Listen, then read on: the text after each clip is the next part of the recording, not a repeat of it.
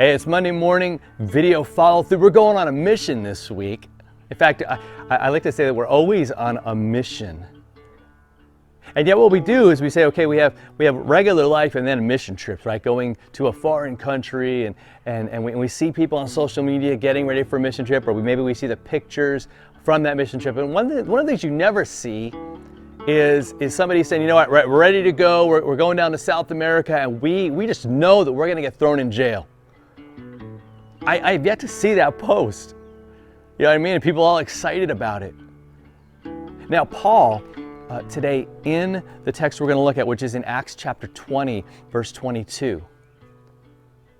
That's exactly what Paul that's what's going to happen. In fact, that's what's always happened to him. Place after place, time after time. If you look at the book of Acts, he's jailed, he's beaten by people, they're throwing rocks at him and doing all kinds of bad things just because he's trying to tell them about Jesus. And so here's what he says. And it's really interesting because all week, last week and this week, we're talking about the work of the Holy Spirit. And Paul says, he says, now, behold, in verse 22, I am going to Jerusalem, constrained by the Spirit. Literally kind of tied, bound, like locked into what the Spirit's doing. He says, I can't do anything else. This compels him.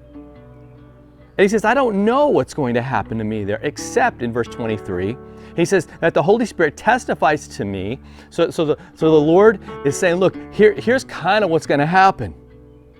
It's what's happened before. In every city, imprisonment and affliction await me. Right? He's been in and out of jail, not because he's a criminal, but because he was just trying to give the world this hope that we have in Jesus and in Jesus alone. And I think that's what he focuses on. The Spirit says, look, I'm not going to sugarcoat it.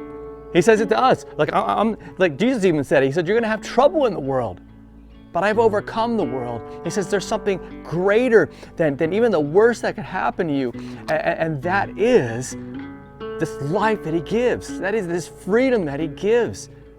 He's already won it for you on the cross. He's already won it for me on the cross, giving us victory over death by rising. What an amazing, amazing thing that is. And so the Spirit's saying, all right, let's go. Let's go and let people know every single day, no matter where we are. You don't have to go someplace far away. It might be just a walk, really, literally just across the room in your house, across the street to your neighbor, someone right there, right with you right now. That's a mission trip, every bit as much as jumping on a plane and going down to South America or someplace far away. There's people that need hope, and we have it.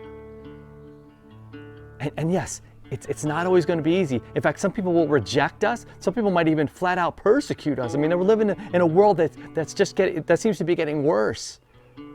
But that should not surprise us. And what I want, and the encouragement I want to give you today is that the Spirit's with you. He's bringing you the truth, not sugarcoating it, not making it seem glamorous when it's really not. But saying, you know what?